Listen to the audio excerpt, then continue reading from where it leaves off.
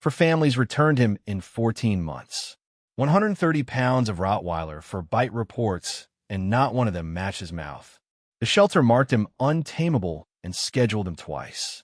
Then a Navy SEAL took him home, and on the 19th night his camera caught what happened at 3:04 in the morning, every time that white van backed up to the door.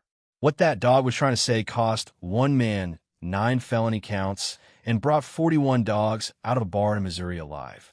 But first you need to know why nobody believed him. 6 weeks earlier, at the end of Culp Road, there was a gate. 2 acres of chain link and gravel, 22 runs under a low steel roof, a gravel apron that turned to gray soup every time it rained, and a loading door on the north side that had been there since the property was a feed operation. The sign on the fence was hand-painted and honest about it. Renn boarding. No walk-ins. The man who owned it was 57 years old and 6'1", and he still stood the way they teach you to stand when you're 22 and someone is grading it. Gray crew cut gone white at the temples. Forearms like cable under the sleeves, the kind you get from 20 years of rope and water, and then 20 more of hauling 50-pound bags off a truck bed by yourself. A canvas coat the color of wet sand, worn through at the right elbow, that he wore from October to April and sometimes in July. On the inside of his left forearm, faded to the blue-green of an old bruise, a trident. He kept it covered. He'd kept it covered for 11 years.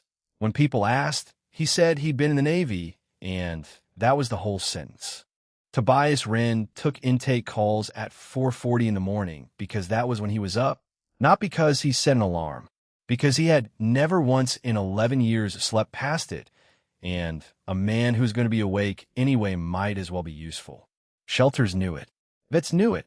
2 counties worth of people who needed a dog held overnight knew that if the phone rang at 4:40 on Culp Road, a voice would answer on the second ring. Awake, flat, already writing. That was how Marisol Ochoa got him. The Halsey County shelter is a cinder block building behind the highway department with a lobby that smells like bleach and wet paper. Ochoa had run it for 9 years. 51, short, built like someone who lifts things all day, reading glasses shoved up into black hair, going silver in one streak over the left ear, a fleece vest with the county seal peeling off the chest. They had the tired, level face of a person who has signed a lot of paperwork they didn't want to sign.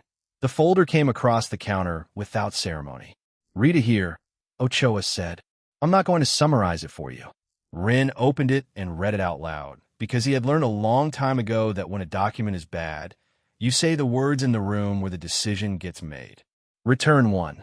11 months old. Lunged at owner in the kitchen. Rehome. Return 2. 14 months. Attacked without provocation in the yard. Owner declined medical treatment. Return 3. 19 months. Bit a visitor at a family gathering. Reported to animal control. Return 4. He stopped. Turned the page over. Turn it back. Attacked a child. Ochoa didn't say anything. "For bites," Renn said. "In 14 months. That's the file. 4 bites and 4 different dogs." He laid the reports out on the counter, side by side, the way you'd lay out a chart. This one says he clamped and held for 11 seconds. This one says he snapped and released. This one describes a dog that circled first. This one says he came straight in from 30 feet with no warning. That's 4 different animals. And the puncture patterns, he tapped the second page, a photocopy of a photocopy, the smear of a wound diagram. Look at the spacing. Then go look at his head. That's not his mouth. Ochoa took the reading glasses down off their hair and did not put them on. Just held them. "Off the record," they said.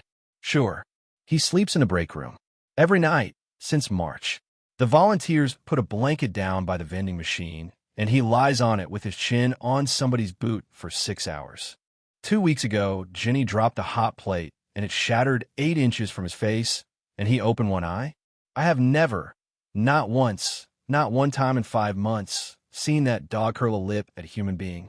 Then why is he on the list? Because he's been scheduled twice, Ochoa said. The first time I pulled him myself. The second time I pulled him and got written up for it. And the paper says what the paper says, and the paper is what I get sued over." They pushed a pen across the counter. "So I need a signature from somebody the county can't argue with." "Congratulations. That's you." Renn signed. Then he went back and looked at the dog. 130 pounds, and none of it soft. A blocky head the width of 2 hands, so heavy at the jaw that his ears sat small on top of it like an afterthought. Black over rust, dull coat, ribs you could count if you knew where to look. A white scar ran across the bridge of his nose, corner to corner, an old one, healed hard and hairless. The right ear was notched, a clean triangular bite out of the edge that had never been stitched. He didn't get up when the kennel door opened. He didn't bark. 22 other dogs in that building were screaming, and this one lay with his front legs crossed and watched Renn come in with an expression Renn had seen before on men who had stopped expecting the news to be good. Around his neck was a cracked orange nylon collar. Not shelter issue. It was sun-bleached to the color of a traffic cone left out for 3 summers, frayed at the fold, and somebody had punched an extra hole in it with a nail or an awl. You could see where the nylon had melted and curled at the edge, done by hand, done badly, done to make it fit a neck that had outgrown it. Hanging off the D-ring was a brass tag worn down to a soft gold. No phone number, no address, no rabies year. Just 5 letters, stamped and half rubbed away. Marcel. Renn turned it over with his thumb. Nothing on the back. Any owner history? He called out. Original surrenders 14 months old. Ochoa said from the hall. Owner relinquish. It's in a box somewhere. Why? No reason. At the kennel that afternoon, he cut the collar off with a pair of trauma shears because it was too tight and too filthy, and because a new dog gets new everything. The dog didn't flinch at the shears. Renn dropped the orange nylon and the brass tag into a Folgers can on the office shelf, where he'd been dropping cut collars for 11 years, and the kin went back next to the fuse box, and he forgot about it. He named him Sunday. He'd come home on one. Then Renn did what he does, which is watch. 6 weeks. He is not a man who trusts a file, and he is not a man who trusts a feeling either. So he did it the only way he knows how, which is to write down what actually happens, dated, timed, in pencil, in a composition notebook on the office desk. Week 1, the mail carrier. Sunday was out in the yard when the truck came up culp with its brakes ticking. Renn had a hand on the lead, and his weight set. Sunday walked to the fence, put his nose through the diamond, and stood there while a stranger in shorts and a reflective vest fed a stack of envelopes into the box 18 inches from his face. The carrier said, "Hey, buddy," without looking up. Sunday's tail went twice low and slow, like something rusty starting. Renn wrote, mail. 11:52. No reaction. Tail. Week 2, the neighbor's twins. Delia Fonino from the second place down brought them over because they wanted to see the dogs, and they were 6 years old, and they did every single thing you were told never to let a child do. They ran. They shrieked. One of them hugged him around the neck from behind, and the other one grabbed a fistful of the loose skin under his jaw and pulled. Renn was 3 feet away with his heart going and his hand out, and the dog stood in the gravel like a piece of furniture and let it happen. And when the smaller twin sat down hard on his back foot, he pulled the foot out from under her, slow, and moved 2 steps away and lay down again. He wrote, children, 40 minutes, direct handling, ears, tail pulled. No leap. Moved away instead. Week 3, the vet. Dr. Ayer's clinic in Halsey. A tech named Bo with green scrubs and a lanyard full of enamel pins, drawing blood off the front leg of a 130-pound Rottweiler with a documented bite history. They brought out a basket muzzle. Renn said, try it without first. Bo shaved a patch, hit the vein on the first stick, filled 2 tubes, and Sunday leaned his whole head against Bo's shoulder for the duration and sighed like a man in a barber's chair. Bo said, and Renn wrote it down exactly, whoever wrote, that file was looking at a different dog. Week 4, the cat. There was a gray barn cat on that property that had never had a name and had never let Renn touch it in 4 years. On a cold Tuesday, he came into the feed room at 5 in the morning and found the cat asleep between Sunday's front legs, tucked in under the chin, and the dog awake, and the dog looking at him with an expression that dared him to say one word about it. He wrote it all down. He photographed the twins with the dog, with Delia's written permission and a date stamp. He got a signed statement from Bo. He got a line from the carrier. By the end of week 5, he had 11 pages in that composition book and a folder to put it in, and the folder said one thing, over and over, in a dozen different handwritings. This dog is not dangerous to people. He was going to be wrong about that. Not in the way the file was wrong. In a worse way. Night 19 of the file. Week 6 on the property. The anomaly. 3:04 in the morning. Renn was awake, because he is always awake, sitting in the office with the space heater going and a cup of coffee he wasn't drinking. Outside, past the runs, headlights swung off Culp and came up the gravel, and then the white reverse lights came on and a cargo van began backing toward the loading door on the north side. Sunday came off the concrete like something detonated. There is no other way to describe it. He had been asleep. Renn heard him hit the chain link before he heard him bark. That was how fast it was. 130 pounds of dog going from lying down to full extension against the gate in under a second, and the whole run frame shuddering, and the noise coming out of them not like barking, but like something tearing. He hit again, and again. He got his front feet over the top rail, and came off it, and hit it a fourth time head first, and Renn was out the office door in his socks yelling the dog's name, and the dog did not hear him. Could not hear him. There was nothing in that animal's head but the north wall. By the time Renn got the lead on him, there was blood on the gate. Not from his feet. His gums had split against the pipe, upper right, and there was a smear of red on the galvanized steel and pink foam on his chin, and he was still driving forward with a man's whole weight on the lead, silent now, hauling, his nails skating on wet concrete. Then the van pulled away.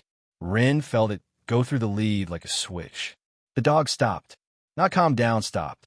He went rigid, all 4 feet planted, head up, staring at the corner of the building where the taillights had gone, and he stood like that, absolutely silent, for 4 minutes and 10 seconds because Renn looked at his watch and counted. Then he turned around, walked into his run, and lay down with his chin on the concrete and his eyes open. Renn cleaned his mouth out with saline. The split was shallow. He wrote it in the book. 3:04. The reverse. Severe reactivity. Self-injury. Gata. No trigger visible. And then he made the mistake that cost him 3 more nights. He decided it was the noise. Reverse alarm, diesel clatter, headlights sweeping the runs at an hour when a dog is deepest asleep. He'd seen shepherds lose their minds over an air brake. Noise reactivity. It's the boring answer, and the boring answer is usually the right one. And Renn had spent a career learning not to fall in love with the interesting explanation. So he tested it, the way he was taught. Change one variable, keep everything else identical, and let the data tell you that you're an idiot. Night 1, he had Delia's son bring his F-250 up the gravel at 3 a.m. and back it to the loading door with the beeper going and the high beams on. Renn stood in the dark with a stopwatch and a lead in his hand he didn't need. Sunday lifted his head, looked, and put it back down. Night 2, the propane truck. He paid a man $40 to make an unnecessary stop at 3:05 in the morning. And that truck is louder than anything that has ever come up Culp Road, and it backed to within 9 feet of the same door with its alarm screaming. 21 other dogs came unglued. Sunday did not get up. Night 3, his own box truck, which he moved himself, backing it to the door 3 separate times over 11 minutes, cycling the lights, letting the alarm run. Nothing. The dog slept through the 3rd pass. Renn stood in the cold at 3:20 in the morning with a notebook against his thigh and a pencil in his teeth and did the arithmetic that changed everything. It wasn't the hour. It wasn't the reversing. It wasn't the beeper or the diesel or the light. It wasn't even the van. Somewhere in that van, there had been a man, and the dog had known him. He met the man 11 days later, at 2:10 on a Thursday afternoon, in full sun, with no van in sight. Renn was rehanging a gate hinge on the east run when he heard tires on his gravel and looked up to see a maroon sedan easing down Culp Road like it wasn't sure it belonged there. It stopped short of the turnaround. A man got out and stood by the open door for a second the way people do when they're deciding which version of themselves to walk in with. He was 44, maybe 45, 5'9", and soft through the middle in the way of a man who used to be athletic and had made peace with not being. Thinning sandy hair combed forward.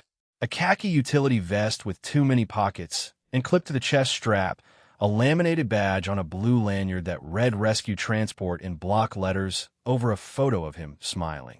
New sneakers. And a smile. Renn would describe it later to a federal investigator, and the man would write it down word for word. A church parking lot smile. The kind that arrives before you've said anything and stays too long after. His hands would not sit still.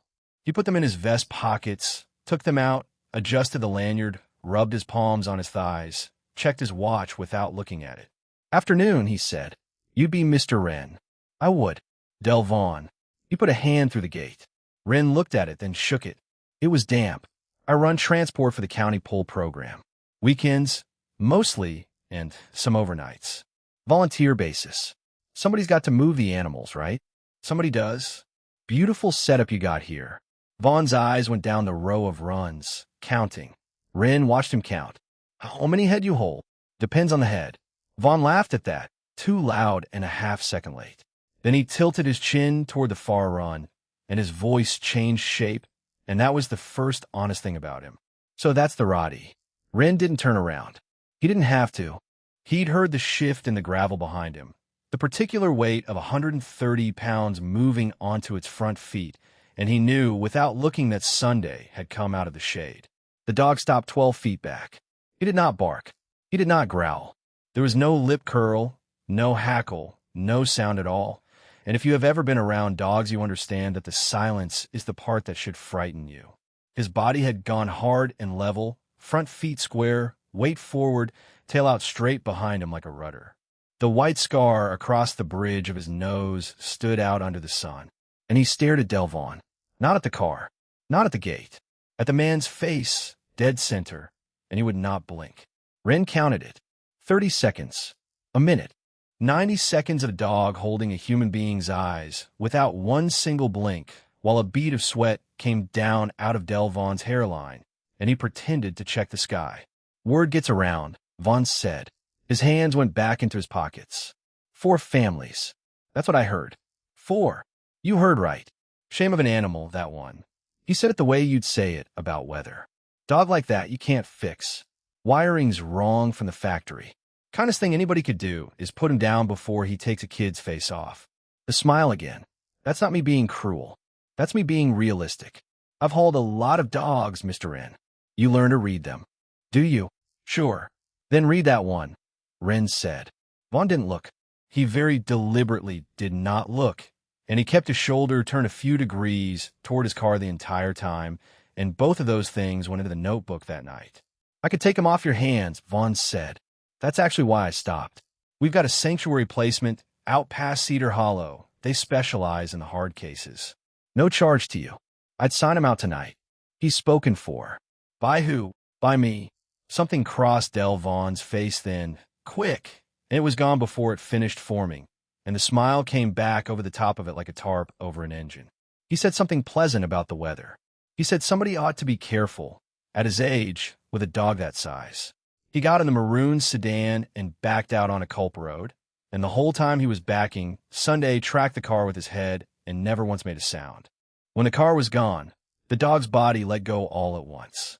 He sat down in the gravel and leaned against Renn's leg and started to shake, and he shook for 11 minutes, and a 130-pound Rottweiler shaking against your knee is not a thing you forget. Renn went into the office, sat down at the desk under the window, and opened a notebook to a clean page. At the top, he wrote a name, and under the name, he wrote one line. Dog knows him. Find out how.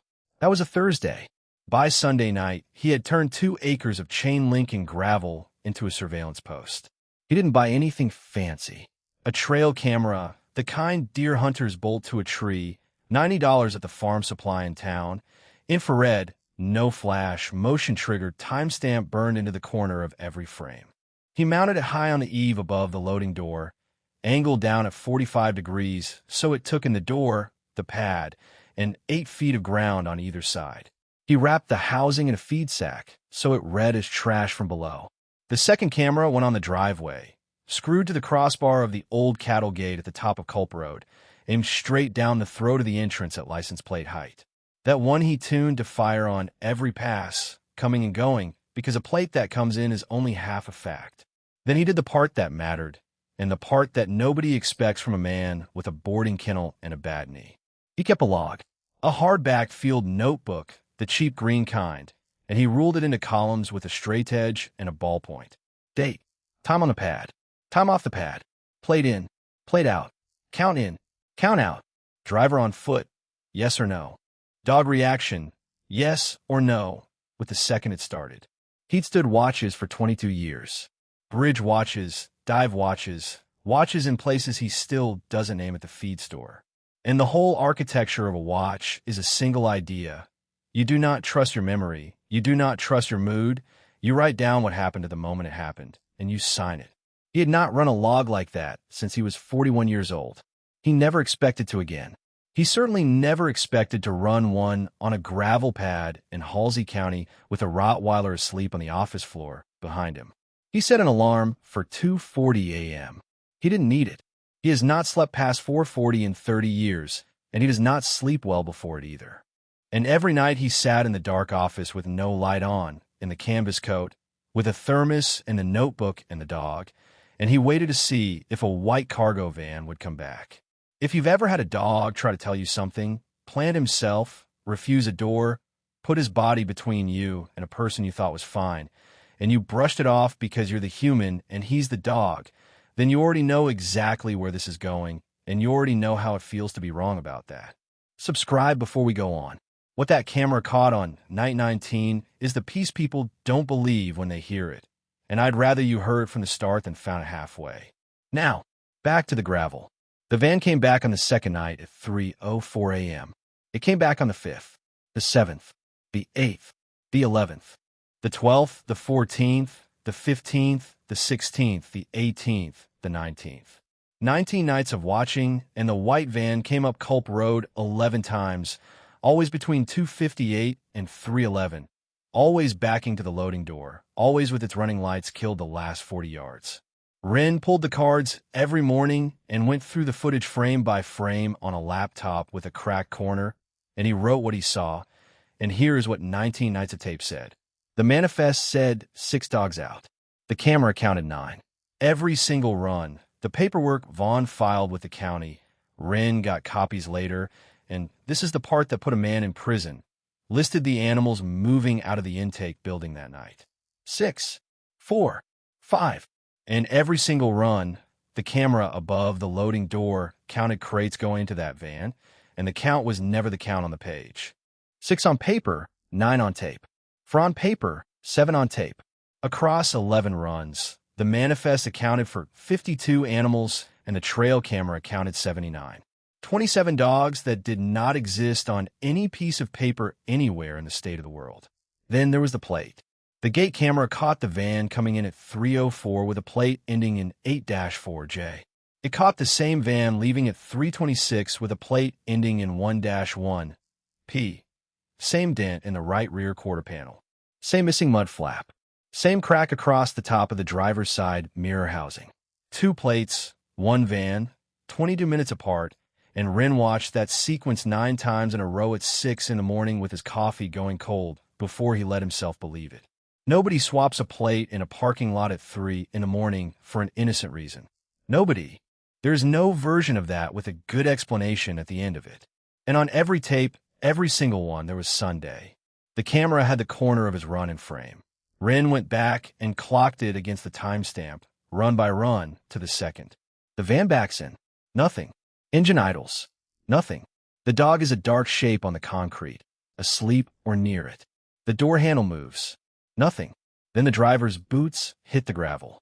And in the same second, not the one before, not the one after, the same second, 11 times out of 11, Sunday came up off that concrete like something detonated and hit the front of the run gate with everything he had. Not when the engine started. Not when the reverse alarm sounded. Not when the headlights swept the runs. When one specific man's feet touched the ground. And on the 2 nights when a second driver rode along and got out first, a heavy-set kid in a hoodie who did the crate hauling, the dog didn't move. Didn't lift his head. That kid walked past his run 6 times carrying crates, and Sunday watched him with his chin flat on the concrete like a man watching traffic. Never for anyone else. Not once, in 19 nights, for anyone else on this earth. That was when Renn stopped filming and started driving. The transport forms carried a destination. Every one of them, typed in the same box. Cedar Hollow Sanctuary, 4471, Barden Ridge Road, 91 miles northeast, just over the county line. He went on a Tuesday. Left at 6, coffee in the cup holder, the folder on the passenger seat. And he took the dog because the dog had gotten hard to leave. Barden Ridge Road runs 11 miles through soybeans and not much else. He found 4471 between a grain bin and a stand of scrub oak, and he slowed, and then he stopped, and then he sat in the truck with the engine running for a good long minute. There was a mailbox, bolted to a 4x4 post, dented on one side, the numbers stenciled on in white. Behind it there was a field. That's all. 2 acres of mowed grass with a gravel apron just deep enough for a vehicle to pull off the road and turn around. No building, no kennels, no fence, no runs, no water line, no power drop, no septic. Not a foundation, not a slab, not a post hole. Grass, mowed recently and mowed well, right up to the tree line. Renn got out. He walked the perimeter of that lot in about 9 minutes and photographed everything. The mailbox, the post, the numbers, the empty field from 4 angles with the road sign in frame, the gravel apron, the tire ruts in the gravel apron, which were wide and deep and fresh. He got down and photographed the ruts with his pocket knife laid beside them for scale because that's how you do it, and because some part of him had already decided this was going to end up in front of somebody with a badge. 91 miles, 11 runs, 52 dogs on paper, 79 on tape. Every one of them signed over to a mailbox on a post in an empty field. He called Marisol Ochoa from the truck before he was off Barden Ridge Road. Ochoa is 51, small, gray, coming in at the front of a dark braid she keeps pinned up, reading glasses pushed on her head where she loses them 9 times a day. She has run the Halsey County shelter for 16 years on a budget that would embarrass a school cafeteria. She listened to Renn describe a mowed, empty lot, and she didn't say anything at all for about 4 seconds, which for Marisol Ochoa is a scream. "Bring the pictures," she said. They sat in her office after hours, 3 nights running, with the fluorescent light buzzing and boxes of intake paperwork stacked on the floor between them, and they did the only thing that ever actually works. They counted intake sheets against transport manifests, manifests against kennel cards against euthanasia logs and adoption contracts and rescue partner receipts. Ochoa pulled records from Delaware County, then from Merrill County, calling in favors from 2 other directors who owed her and one who was just curious. And the numbers stopped reconciling. Not by 1 or 2. Halsey County alone, over 14 months, showed 41 animals signed out to Cedar Hollow Sanctuary, and not one of them had ever been logged as arriving anywhere, adopted by anyone, or seen again by a single human being who could be found. Delaware County had 62. Merrill County had a number Ochoa read out twice, because she thought she'd misread it the first time. 3 counties, 1 mailbox, 1 driver's signature on the bottom of every form, looping and confident, the D and the V big as barn doors. It was Ochoa who found the last one, at 10:40 on a Thursday night, out of a banker's box of surrender paperwork from 14 months back. She'd gone quiet. Renn looked up, and she was holding a single sheet at arm's length with her glasses down on her nose. Tobias. She turned it around. Owner surrender form. Halsey County intake. Breed. Rottweiler male. Intact. Approximately 4 years. Reason for surrender in the box where people write things like moving and allergies. Aggression. Unmanageable. Name of animal. Sunday. And on the signature line, in a jagged, cramped hand, Wendell Marceau. Renn had run the name before he'd finished reading it. Wendell Marceau, 78 years old, lived out on the Perry Springs cutoff. 14 months back, he'd gone off a stepladder cleaning a gutter and put his hip in 4 pieces, and he spent 31 days in a rehab hospital in Delford. And the date at the top of that surrender form, the date he supposedly drove his dog to the shelter and signed him away for aggression, landed on day 19 of those 31. The man was in a bed with a pin in his femur, 90 minutes away, the day he gave up his dog. Renn stood up. He crossed the room, and he didn't say anything, and Ochoa didn't ask, because there wasn't anything to ask. He drove home with the form on the seat beside him. He let the dog out. He walked into the office and turned on the lamp and looked up at the shelf above the desk where the coffee can have been sitting since the first week. The old Folgers can with the dented lid, where he drops things he means to deal with and never does. Zip ties. A dead flashlight. 6 weeks of dust on the rim. He took it down. He worked the lid off with his thumb. The cracked orange nylon collar was coiled inside, stiff and dirty, the extra hole punched in it by hand with something that wasn't a punch. He turned the brass tag over in the lamplight. 5 letters, worn almost smooth by a dog's chest for years and years. Marceau. The letterhead showed up on a Thursday. Renn was hosing down the concrete in the outdoor runs at 9:10 in the morning when the white van came up Culp Road in daylight for the first time in 19 nights, slow, gravel popping under the tires, and stopped square in front of the gate like it had every right to be there. Sunday was on the porch. He didn't come off it. He stood up, and the hair between his shoulder blades lifted in a stripe 8 inches wide, and he made no sound at all. Dell Vaughn got out with a manila folder in his hand and the khaki vest zipped to the throat, laminated badge swinging, church parking lot smile already loaded. 44 years old, soft through the middle, sunburn across the back of the neck, and hands that would not stop moving, folder to hip, hip to pocket, pocket back to folder. "Morning," Vaughn said. "I need the Rottweiler." Renn shut off the hose. He walked to the gate and did not open it. Vaughn held the folder up against the chain link so the top sheet showed through. Official looking. A blue seal in the corner, a case number, a line of bold type across the middle that read recall order, transport custody, and a signature block with a name Renn had never seen on any county document in his life. "Animals still property of the transport chain," Vaughn said. "Placement was provisional. Got flagged upstream. I'm authorized to take him back into custody today. Slide it under. I can hold it right here. Slide it under the gate," Renn said, "or take it back to whoever printed it." Vaughn's smile went thin at the corners. He crouched, pushed the folder through the gap under the gate, and stood back up brushing his palms on his thighs. Renn picked it up. He read it once, all the way down, standing there in the wet gravel with the hose dripping at his boot. There was no county seal. There was no state seal. The case number had 8 digits, and Halsey County had never used more than 6. The signature line said Regional Compliance Officer in the State of the Union. It claimed to be issued and was spelled with the abbreviation for a different one entirely. He folded it in half and put it in his coat pocket. "That's not a legal document," Renn said. "That's a laser printer." Something moved behind Vaughn's face then. Not anger. Impatience. The look of a man who has been late on a payment.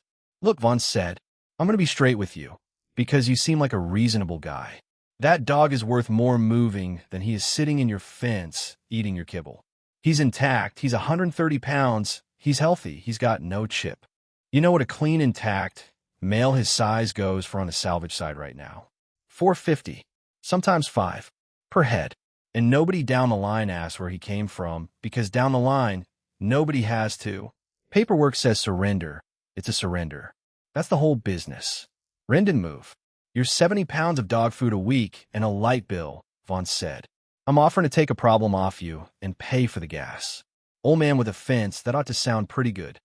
"Say the word again." "What word?" "Salvage." Vaughn's tongue came out and touched the corner of his mouth. His hands found his pockets and stayed there. "You're going to want to think about this," he said. "Fella your age, out here alone at the end of a gravel road. Things happen to kennels. Gates come open." "They do," Renn said.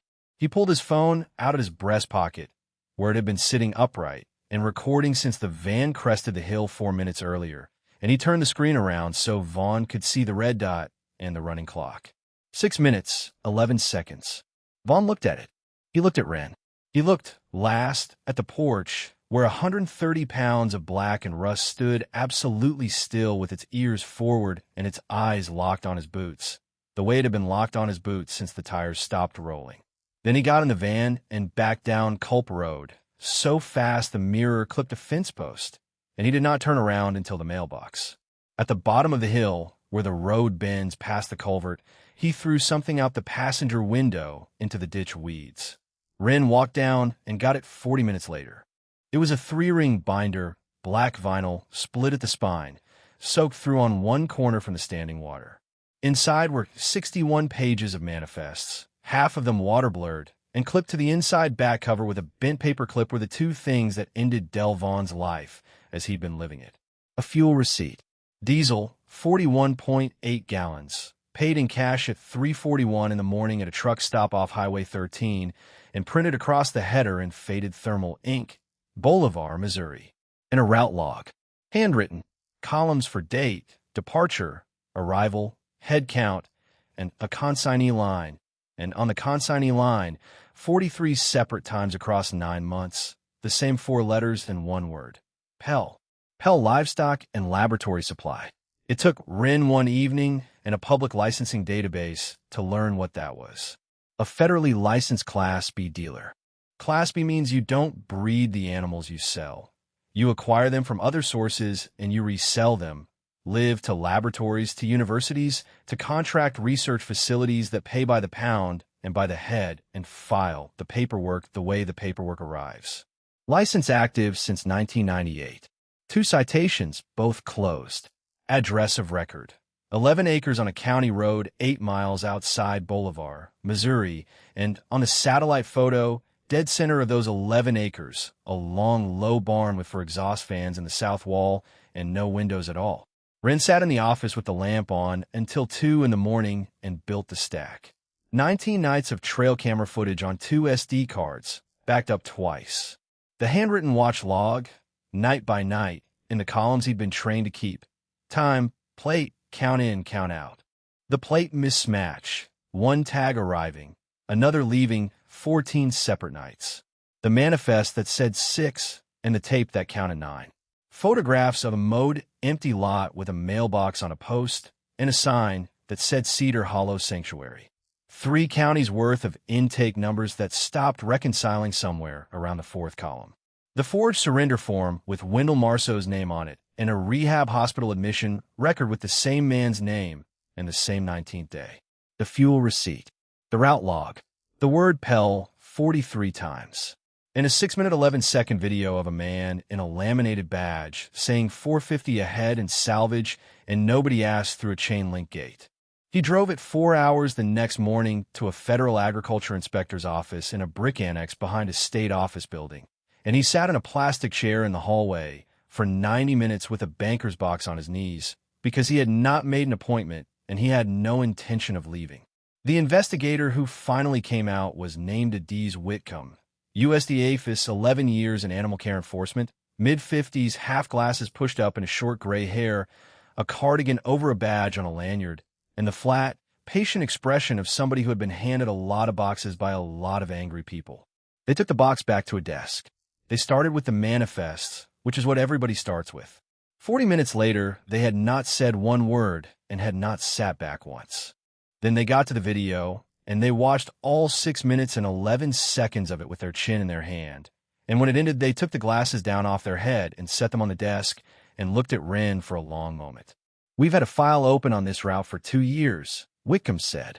2 years. Bad counts, ghost sanctuaries, surrenders we can't verify. We've never gotten past the paper because the paper is designed not to be gotten past." They tapped the edge of the desk twice with 1 finger. In 2 years of this file, they said, no dog ever pointed at anybody. The van was seized 11 days later on a traffic stop outside Rolla and towed to a state impound yard. And that's where the thing happened that no report has ever been able to explain in language that sounds official. The yard had 4 white cargo vans in it. Not similar.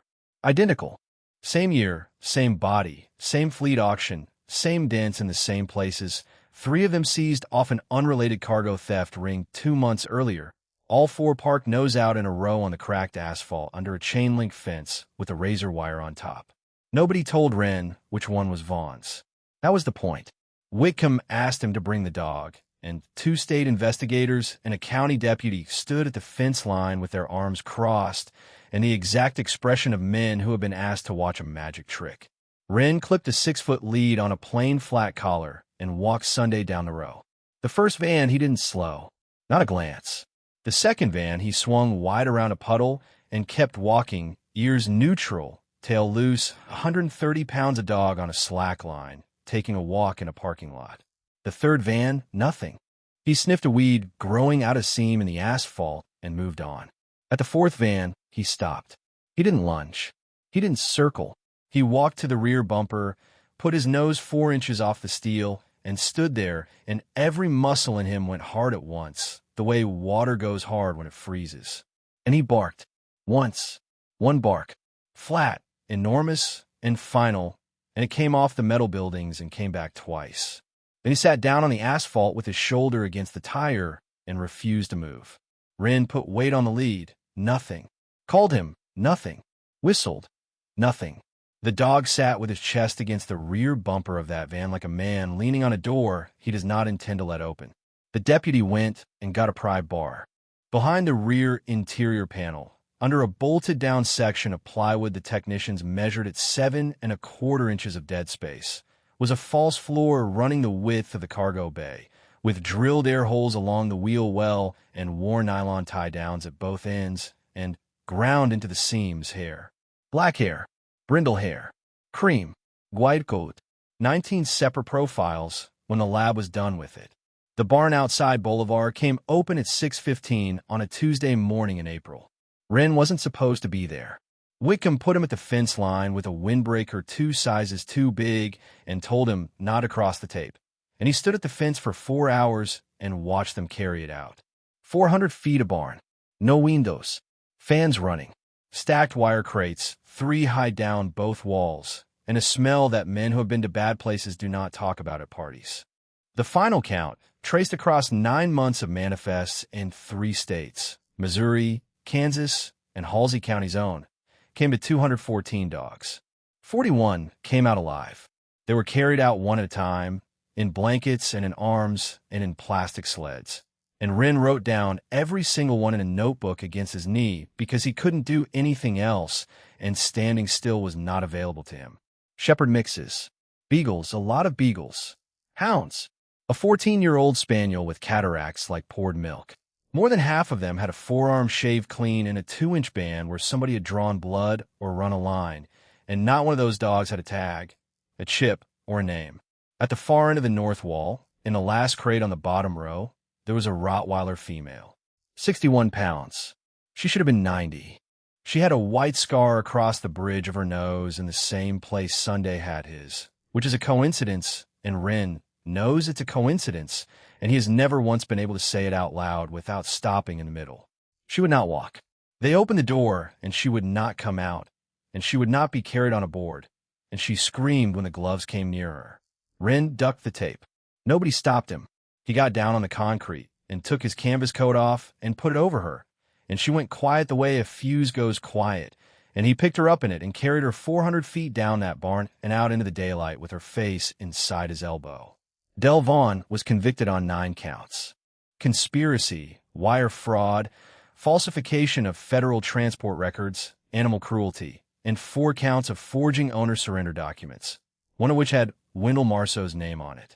He is serving that sentence now.